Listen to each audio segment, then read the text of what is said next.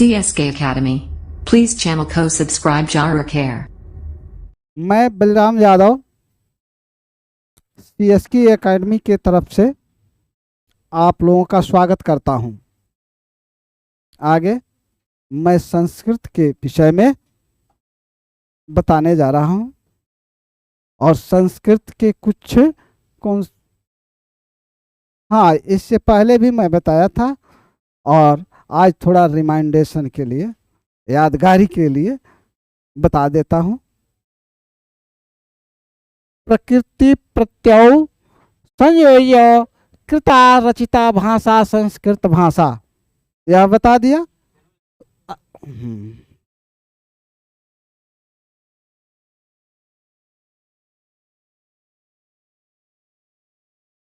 अब यह प्रकृति क्या है, तो प्रकृति के विषय में बता दिया गया है कि शब्द का मूल रूप जब तक संस्कृत में पद नहीं बना रहता है उसे प्रकृति कहते हैं, वह प्रकृति है। और प्रत्यय प्रत्यय दोनों चीजों से मिल करके ही यह संस्कृत भाषा फलती फूलती है। तो मूल शब्द में कल बता चुके हैं, तो यह जो है प्रकृति के विषय में आप लोग जान चुके हैं। और प्रत्यय वही संस्कृत में बताते वक्त उसी समय मैंने बताया था कि सम उपसर्ग है और श्रुति मैंने जो बताया था भाषा, भाषा के बाद भाषा की पुष्टि कैसे होगी। मान लीजिए कि अलग अलग क्षेत्रों में अलग अलग शब्दों का प्रयोग होता है एक ही चीज के लिए, लेकिन उसको एक नियमबद्ध रूप से सभी जगह एक चीज का नामकरण एक ही चीज रखा जाए, इसके लिए एक शास्त्र का निर्माण किया गया जिसका नाम व्याकरण है। तो व्याकरण संस्कृत, हिंदी में भी व्याकरण है, संस्कृत में भी व्याकरण है, हिंदी में भी व्याकरण है, संस्कृत में भी व्याकरण है। हर भाषा का अपना व्याकरण है। व्याकरण से क्या प्राप्त होती है, तो एक नियम जिससे वर्ण, शब्द, वाक्य, इस शब्द का प्रयोग कैसे हो शुद्ध रूप में, यह जानने के लिए हम लोगों ने व्याकरण का अध्ययन प्रारंभ किया। और आज भी हम जो पढ़ने जा रहे हैं तो इससे पहले भाषा जान चुके हैं और भाषा के बाद से अब हम लोगों का ध्यान कहाँ आया, व्याकरण। व्याकरण क्या करता है, संस्कृत के व्याकरण का जो परिभाषा है यह जानने के लिए संस्कृत में कहते हैं क्या, व्याक्रियन्ते व्युत्पादयन्ते प्रकृति प्रत्यय विभाग द्वारा निष्पादयन्ते शब्दायेन तत्शास्त्रम व्याकरणम। फिर से पढ़ दे, व्याक्रियन्ते व्युत्पादयन्ते प्रकृति प्रत्यय विभाग द्वारा निष्पादयन्ते शब्दायेन तत्शास्त्रम व्याकरणम।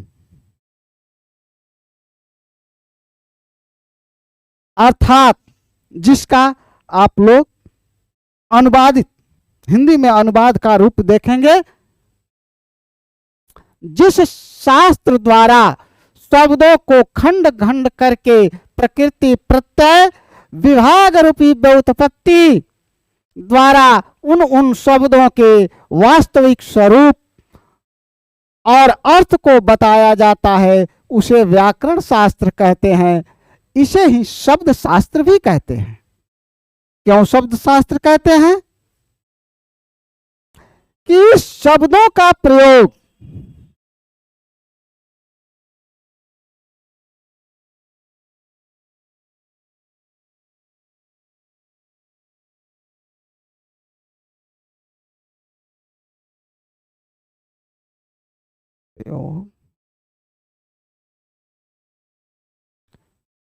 क्यों,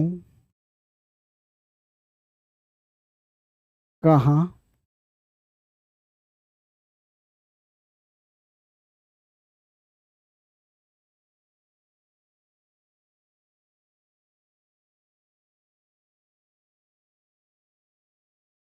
कैसे,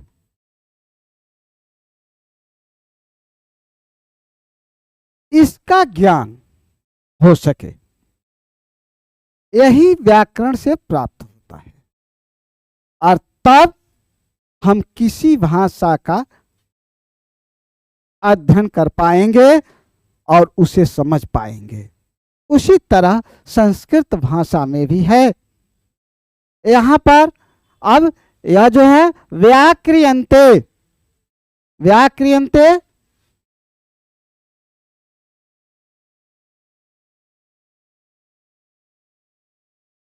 यानी कि उसका कैसे बनना है, उसका सही विवेचन के साथ उस शब्द का प्रयोग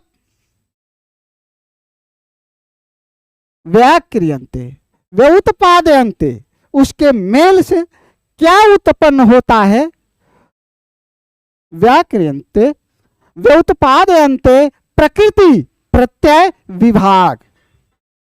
प्रकृति बता दी है शब्द का मूल रूप, प्रत्यय जुड़ करके और किस विभाग में उसको भेज देता है, कहाँ बना देता है, कैसे बना देता है। जैसे यह भी आप लोगों को बता चुके हैं कि यह जो है संस्कृत का मूल रूप जब उसमें प्रत्यय जुटता है तब जाकर के वह पद बन जाता है, और पद बनने के बाद ही वाक्य में प्रयोग किया जाता है।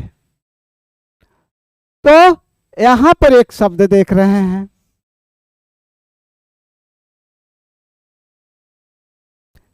इसमें संधि हुई है।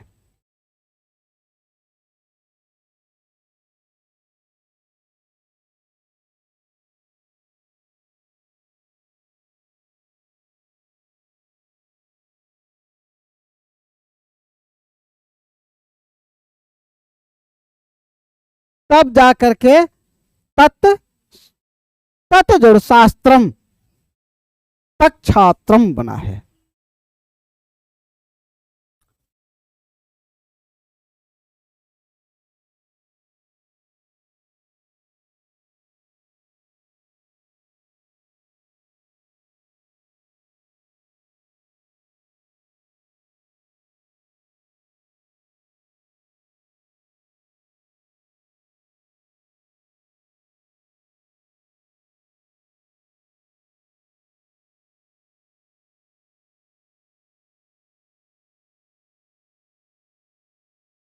शब्दायन, इससे निष्पन्न जो शब्द होते हैं उन शब्दों को हम व्याकरण कहते हैं। आप यह तो अर्थात जिस शास्त्रों द्वारा शब्दों का खंड खंड करके प्रकृति प्रत्यय विभाग रूपी व्युत्पत्ति, व्युत्पत्ति क्या है, व्युत्पत्ति क्या है, उसको तोड़ करके और अलग अलग कर देते हैं प्रकृति और प्रत्यय, और जब उससे पूर्ण शब्द बनता है तो उसको व्युत्पत्ति कहते हैं। उत्पन्न होना, उससे उत्पन्न हुआ है तो व्युत्पत्ति। यानी व्याकरण एक शब्द शास्त्र है जिसके अध्ययन से शब्दों की उत्पत्ति, विकास, अर्थ एवं प्रयोग का सम्यक ज्ञान होता है। सम्यक ज्ञान होता है। यह क्या चीज है? यहां पर उत्पत्ति यह जान गए कि प्रकृति और प्रत्यय को हम जान गए, और प्रकृति प्रत्यय जानने के बाद तब इससे मिला कि इसकी उत्पत्ति, इस शब्द की उत्पत्ति कैसे हुई है, और जब उसकी उत्पत्ति हो तो इसका विकास कैसे होगा, और तब अर्थ, और जब अर्थ जान जाएंगे तब भी ना प्रयोग करेंगे। तब आया उसका प्रयोग का समयक ज्ञान। समयक ज्ञान का अर्थ यहां पर यह नहीं है कि किस समय, यानी उसको कहां कैसे प्रयोग किया जाए, उसी को समयक ज्ञान कहते हैं। इसकी इकाइयों में मैंने इसके अंतर्गत हम क्या क्या अध्ययन करते हैं। व्याकरण को पूर्ण होने में, किसी भी भाषा के व्याकरण को पूर्ण होने में क्या क्या चीज जानना आवश्यक है, इस चीज के लिए मैंने यह चीज देखा कि वर्ण, पहला क्या है? वर्ण। वर्ण जो है वह मूल इकाई है किसी भाषा की। जैसे हिंदी भाषा में हम लोग क्या जानते हैं? अ आ, क ख ग घ, ये भी देवनागरी लिपि का ही वर्ण है, क्योंकि संस्कृत की भाषा की लिपि क्या है? देवनागरी। अंग्रेजी की लिपि की भाषा क्या है? लिपि रोमन, जिसका संकेत चिन्ह क्या है? A B C D. और उस तो वही हिंदी में वर्ण, संस्कृत में वर्ण, और अंग्रेजी में उसका नाम क्या रखते हैं? लेटर। जब यह वर्ण जान जाएंगे तो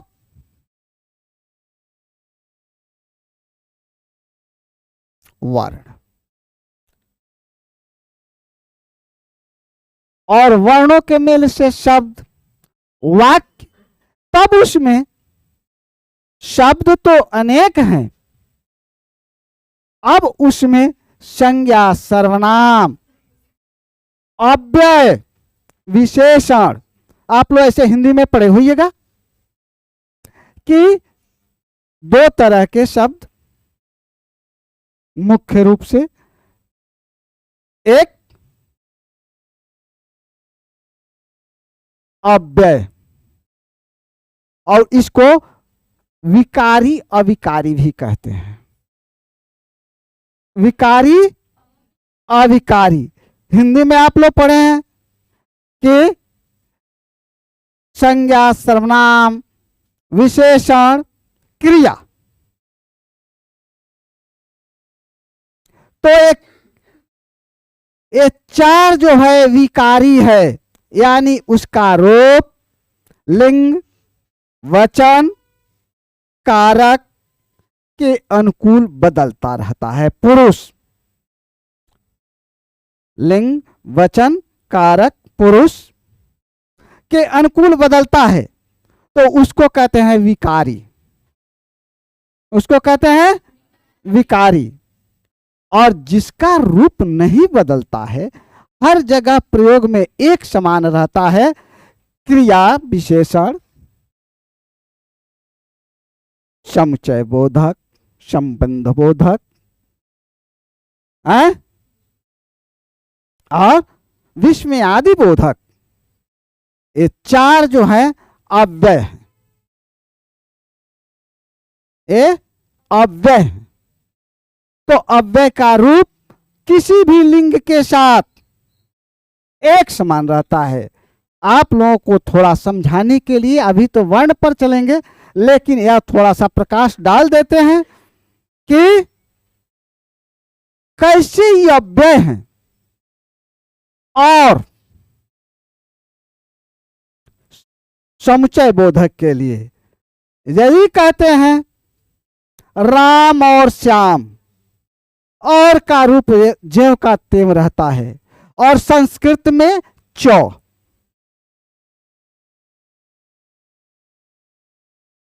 चौ, तो राम और लक्ष्मण, राम लक्ष्मणश्च,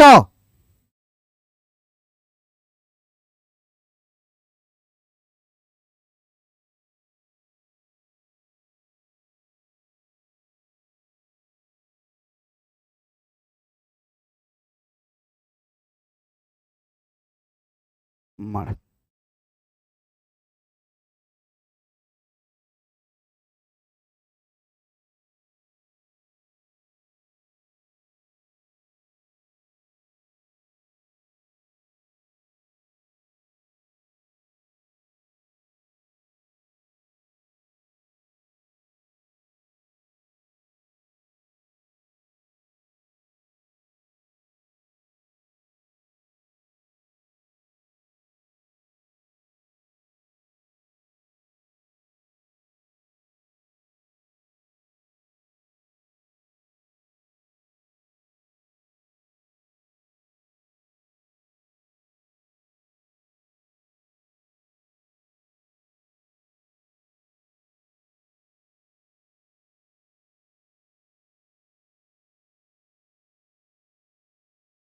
अब देखिए यहां चौ का रूप जो का तेव रहता, आप कहिएगा इसमें तो कर दिए हैं, रूप बदल गया है, लेकिन नहीं बदला है। यहां पर संधि के नियम के अनुकूल संधि हो गया है। और एक चीज और जानने वाली है, वो क्या? वो है कि इसमें संस्कृत में यह पाबंदी नहीं है कि किस शब्द को कहां वाक्य में रखे। हिंदी और अंग्रेजी में नियम है, उसके अनुकूल रखते हैं, लेकिन यह ऐसी भाषा है जो छात्रों या किसी भी अध्ययनकर्ता के लिए उसका प्रयोग वाक्य में कहीं कर देता है, लेकिन अर्थ करने वाला सही अर्थ ही करेगा, वहां गलती नहीं मानी जाएगी। आप तो शब्द वर्ण से शब्द बने, शब्द के विषय में जान गए, जो वर्णों के मेल से शब्द बनते हैं। उसके बाद इस शब्दों के मेल से जिसका मेल सार्थक हो तो वाक्य बनते हैं। और वाक्य में जो है, जो शब्द संस्कृत में पद का प्रयोग होता है वह संज्ञा हो सकता है, सर्वनाम हो सकता है, अव्यय हो सकता है, विशेषण हो सकता है, क्रिया हो सकती है। यानी सब वैसे अपने उपयोग के अनुकूल मिलेंगे तब भी जाकर के वाक्य बनेगा। तो संज्ञा और सर्वनाम के विषय में पहले भी पढ़ लिए हैं। अव्यय के विषय में कुछ जानकारी आप लोगों को मिली, जब अव्यय पढ़ाएंगे उस समय अव्यय का पूरा पर्दाफाश हो जाएगा। अभी यह हम लोगों को जानना है यह थोड़ा में कि है क्या चीज।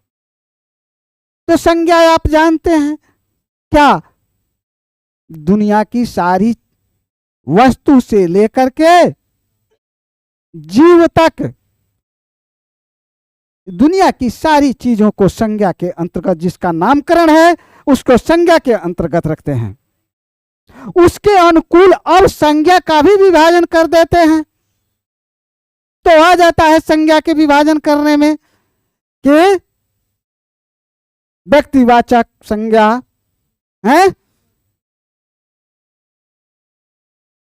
जातिवाचक संज्ञा, समूहवाचक संज्ञा, द्रव्यवाचक संज्ञा, भाववाचक संज्ञा। ऐसे लोग व्याख्या करते हैं तो बताते हैं, लिखाते हैं परिभाषा, किसी व्यक्ति, वस्तु, स्थान आदि के नाम को संज्ञा कहते हैं, अन्य चीज को रख देते हैं। लेकिन मैं कहता हूं कि दुनिया की सारी चीजें, बहुत सी चीज है कि जिसको देख सकते हैं और बहुत का अनुभव करते हैं, जैसे हाथी, घोड़ा, गाय, भैंस, लड़का, लड़की, इस सारी चीजों को आंखों से देखते हैं। परंतु हवा को किसने देखा है? इसका अनुभव करते हैं। बूढ़ा को देखे हैं, लेकिन बुढ़ापा का अनुभव करते हैं। जैसे लाठी लेकर ठेंगना शुरू कर दे, चलते वक्त थरथराने लगे, तो हम समझ जाते हैं कि बुढ़ापा आ गई। तो यह अनुभव करते हैं, यह भी संज्ञा है। तो संज्ञा का विभाजन हो गया, और उसी चीज को हम लोग कहते हैं कि जैसे संज्ञा के बदले में जो शब्द प्रयोग किया जाए उसका नाम हम लोग सर्वनाम रखते हैं। उसका नाम, जैसे यह, वह, कौन, क्या, तो इसका भी विभाग है, इसका भी विभाग है, इसका भी बंटवारा है, जिसके 6 भागों में बांट दिया गया है। तो संज्ञा के विषय में भी ढेर दूर आगे हम लोग नहीं जाएंगे। अभी इस प्रत्येक का विवेचन चल रहा है। अव्यय के विषय में हम बता चुके हैं कि इसमें जो है संज्ञा, सर्वनाम, विशेषण, क्रिया, ये 4 है विकारी। विकारी और अविकारी को क्या कहते हैं? अव्यय। तो यह चौ ही सिर्फ नहीं है, इसके साथ भी भंडार है, जिसको मैं बताऊंगा कि अव्यय का रूप कैसे कैसे है और कौन कौन है, और उसका वाक्य में प्रयोग भी बताएंगे आगे। आज हम लोग यह जाने। उसके बाद विशेषण, तो यह सभी लोग जानते हैं, जो संज्ञा और सर्वनाम की विशेषता बतलाता है उसे विशेषण कहते हैं। क्रिया,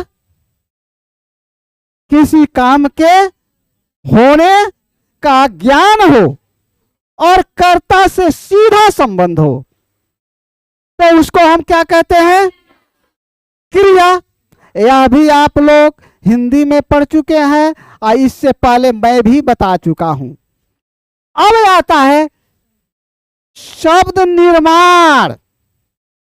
शब्द कैसे बनते हैं? तो वर्णों के मेल से तो बनते हैं, लेकिन इसमें एक और ज्ञान करना है, संधि। तो संधि के विषय में कैसे जानेंगे? इसमें होता है यह चीज कि जैसे यहां पर लक्ष्मणाश्च लिख दिए हैं, तो संधि में होता है कि 2 वर्ण आपस में मिलते हैं और उसके मिलने से जो परिवर्तन होता है उसी को हम संधि के रूप में जानते हैं। तो यह संधि की भी विशेष क्लास हम लोग करेंगे, विशेष वर्ग का इसका विस्तृत ज्ञान करेंगे।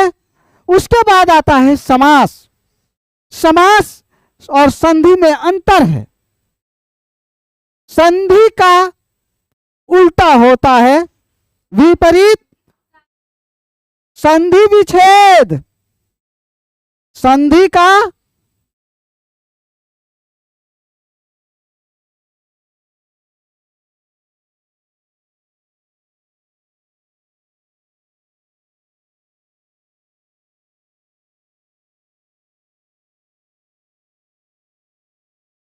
संधि विच्छेद। और समास का उल्टा क्या होता है?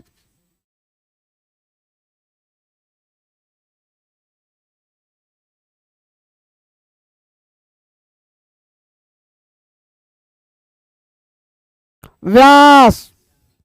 दोनों जैसे उल्टा करेंगे वैसे हम जान जाएंगे कि दोनों में क्या अंतर है।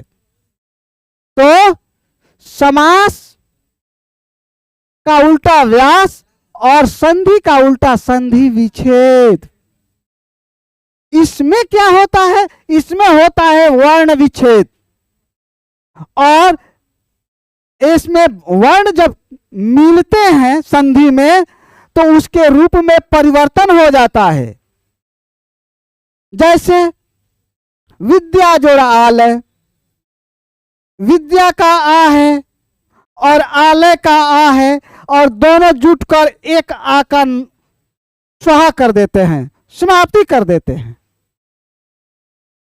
एक आ का समाप्ति हो जाता है, बच जाता है विद्यालय।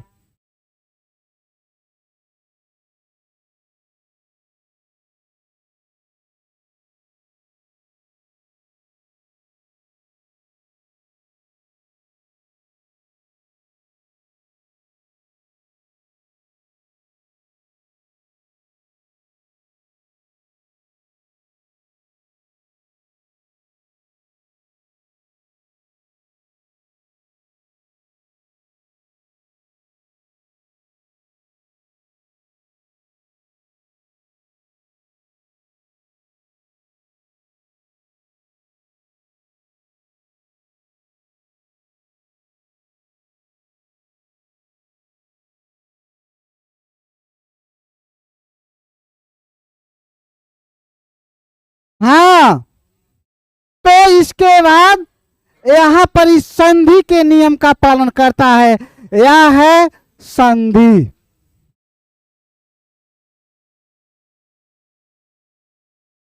संधि, और यह है संधि विच्छेद।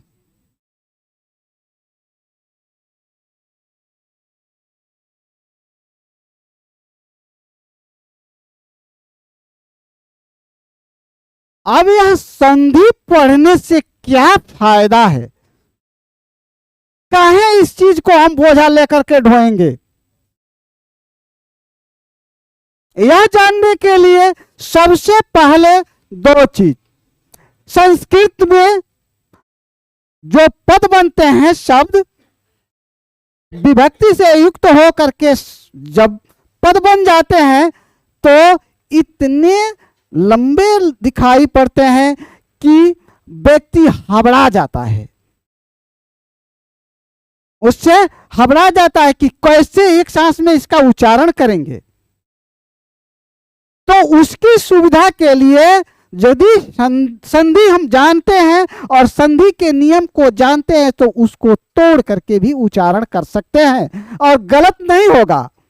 तो एक उच्चारण की सुविधा, दूसरी यदि इसका अर्थ समझ में नहीं आता है और संधि हम जानते हैं तो उसको तोड़ते हैं और तोड़ करके अलग अलग कर देते हैं, तो तोड़ कर भी अर्थ निकाल लेते हैं और उसके भाव के अनुकूल प्रयोग कर देते हैं। यह सुविधा हो गई। तीसरी क्या है?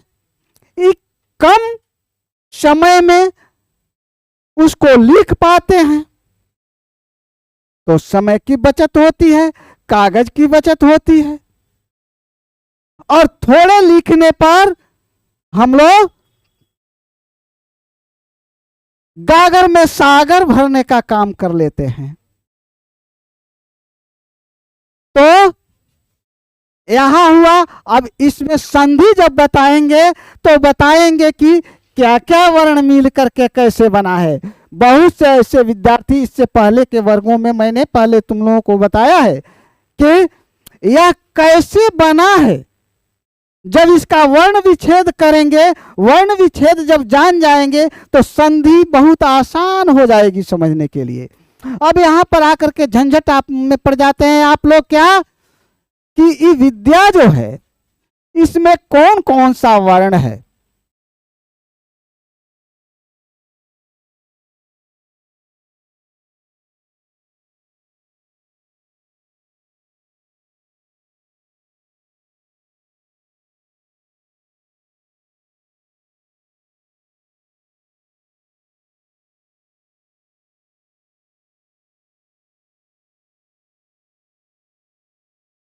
आ, इतना, इतना में बना, और यह जो है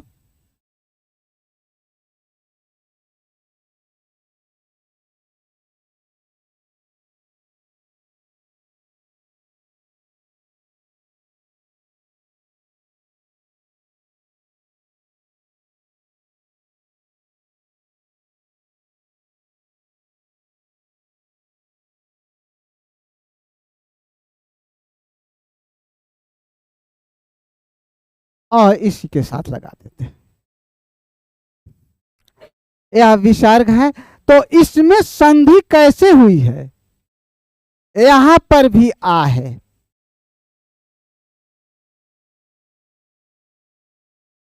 ये दोनों आ मिलकर के एक आ हो जाता है। दोनों आ मिलकर एक आ हो जाता है। यही इसके संधि में वर्ण परिवर्तन है, यह विकार है। तो हम लोग संधि के समय विशेष रूप से पढ़ेंगे। और अब यही है जो आ गया, कैसे बन गया? तो यहां आ, यहां कभी भी ओ नहीं लिखिएगा। आ दीर्घ स्वर है। जब वर्ण के विषय में और चलते हैं आगे तो वहां पर बताएंगे कि किसका माने कैसे प्रयोग करते हैं। ई नहीं है कि दीर्घ ई है जहां पर, वहां पर डबल ई लिखेंगे नहीं, बड़ी ई लिख सकते हैं, दीर्घ ई लिख सकते हैं। तो यहां पर मिलाप हुआ और आकर के बना विद्यालय। इसको लिखने के लिए यहां पर बहुत लड़के ऐसे गलती करते हैं, नहीं जानते हैं तो उसको लिखते हैं ध, लेकिन ध नहीं है। कभी भी विद्यालय लिखिए तो उसका पेट मत काटिए। आप लोग माने सही से दो या नहीं बना सकते हैं तो ध मत समझिए, वह क्या है? दो या संयुक्त, इसको ऐसे भी लिख सकते हैं।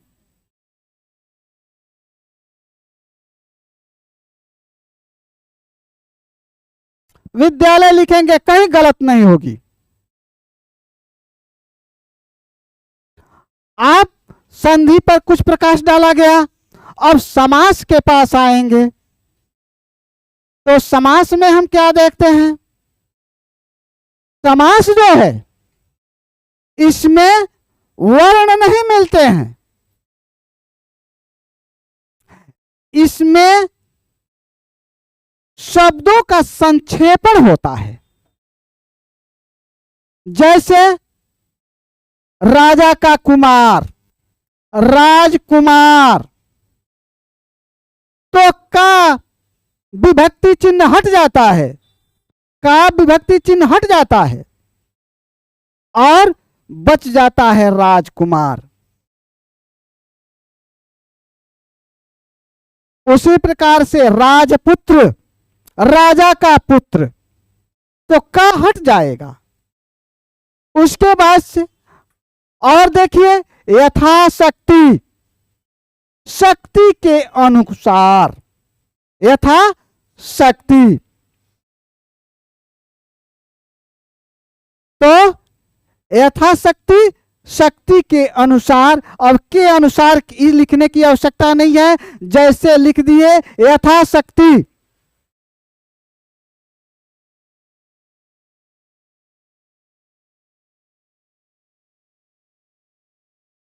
यथाशक्ति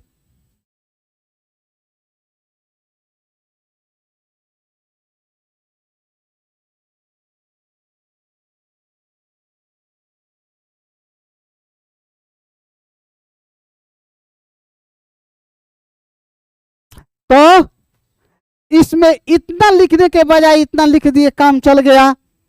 तो यह शब्द या पदों का संक्षिप्त रूप लिखता है, इसीलिए इसका विपरीत व्यास होता है। व्यास का मतलब होता है व्याख्या, माने उसको फैला करके विस्तार रूप से बताने वाले को।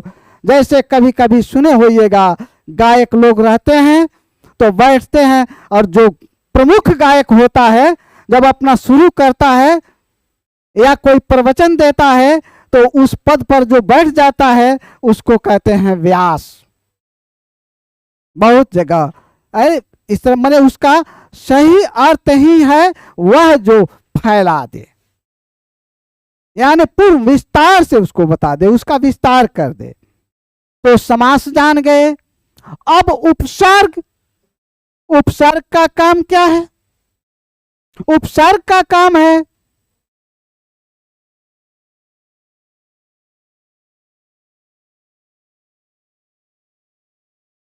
उपसर्ग उपसर्ग में आते हैं तो ऐसा शब्द यानी शब्दांश है, शब्द का खंड है जो मूल शब्द यानी प्रकृति के प्रारंभ में लगकर उसका अर्थ बदल देता है, तो उसको हम क्या कहते हैं? उपसर्ग। इसके भी विषय में मैं जब उपसर्ग का वर्ग लूंगा उस समय विधिवत बताऊंगा, लेकिन संक्षेप में आप लोग जान लीजिए कि वैसा शब्दांश, शब्दखंड जो शब्द के प्रारंभ में लग करके, शुरू में लग करके उसके अर्थ में परिवर्तन कर दे। कैसे?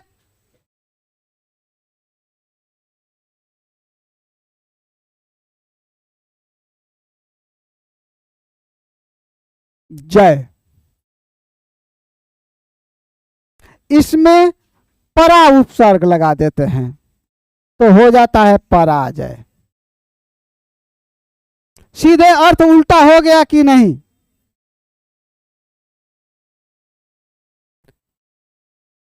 हार,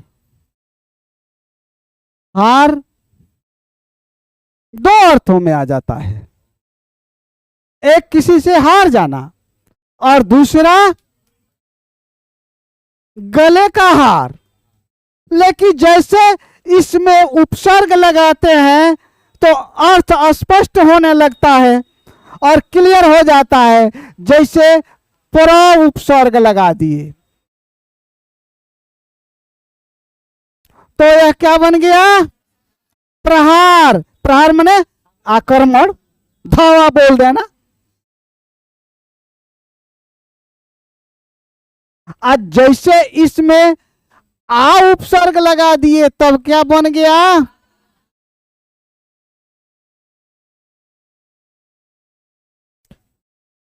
तो क्या बन गया? आहार। आहार का मतलब, और जैसे इसमें लगा दिए वी उपसर्ग तो विहार। इस विहार का अर्थ क्या होता है? आनंद, आनंद मनाना। देखिए तो कितना अंतर हो गया। एक हार शब्द के शुरू में लग गया तो ये पराजय हो गया, और जय, जीत अगर परा लगा देते हैं तो पराजित। पराजय तो है और जीत में लगा देते हैं तो पराजित है, मैंने हर जाना। तो यह उपसर्ग के विषय भी जान गए। अब हम लोग चले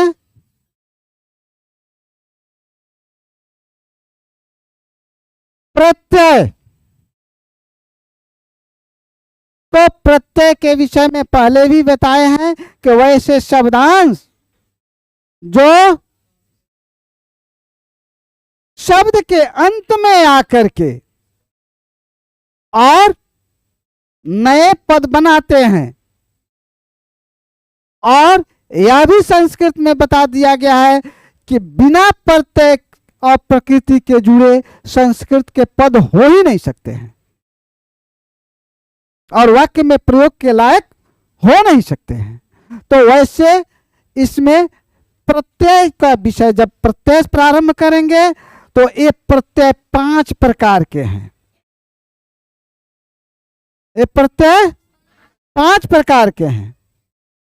एक सुबंत है, एक तिगंत है, एक स्त्री प्रत्यय है, एक कृत प्रत्यय है, एक कृत्य प्रत्यय है।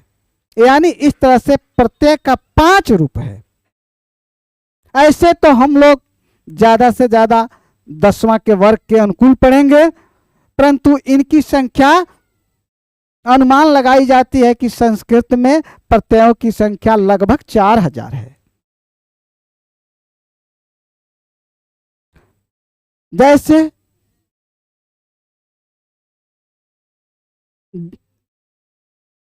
रूप, जितना शब्द रूप होता है उस सुप प्रत्यय से बनता है, उसके विषय में भी बताएंगे। अज बकरा, और उसमें टप प्रत्यय लगा देते हो होता है अजा। तो इस तरह से प्रत्यय के विषय में जब पढ़ाएंगे तो पढ़ाएंगे। तो प्रत्यय भी आप लोग समझ गए लगभग। पूर्ण वर्ग होगा तो उस समय हम लोग समझेंगे। उसके बाद से आते हैं कारक और विभक्ति।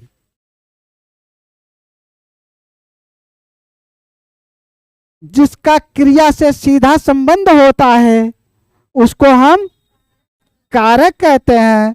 और संस्कृत में कारक 6 हैं, परंतु विभक्ति के रूप में 8।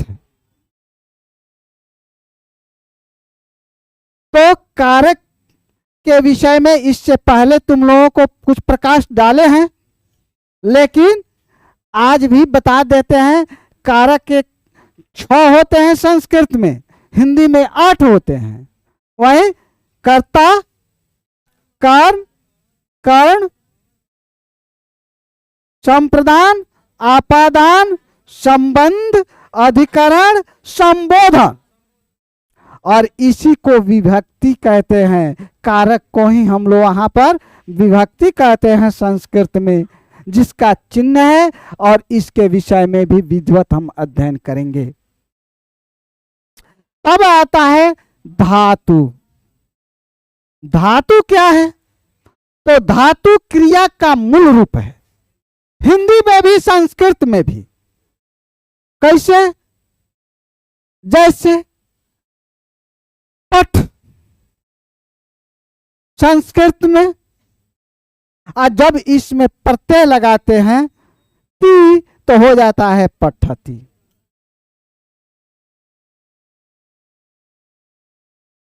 तो इनका भी अपना प्रत्यय से जुड़ जाएगा और रूप बनेगा। तो यह मूल रूप में, जिस तरह से हिंदी में पढ़, लिख,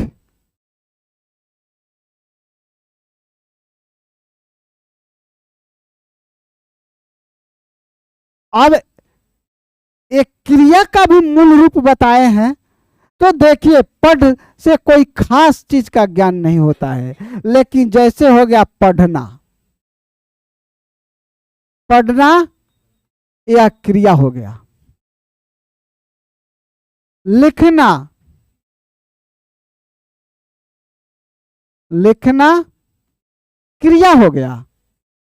तो इसीलिए क्रिया के मूल रूप को हम धातु कहते हैं। और धातु का रूप चलता है संस्कृत में पठ, लिख,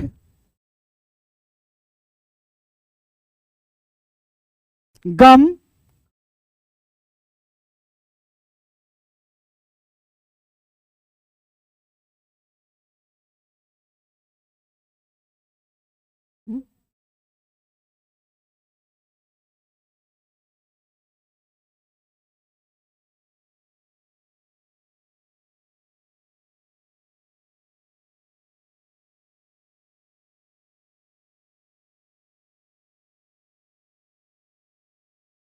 दृश्य, भाव आदि। इस तरह से यह क्या है? धातु। और इसमें प्रत्यय जुड़ता है तो वह प्रत्यय बताऊंगा, और इसका रूप चलेगा। और इसी से मूल हम सब जब जान जाएंगे तो संस्कृत के विषय में पूरी जानकारी हो जाएगी। ठीक, यहां तक हम लोग जाने। अब जहां से नहीं लिखे हो उसको लिख लीजिए।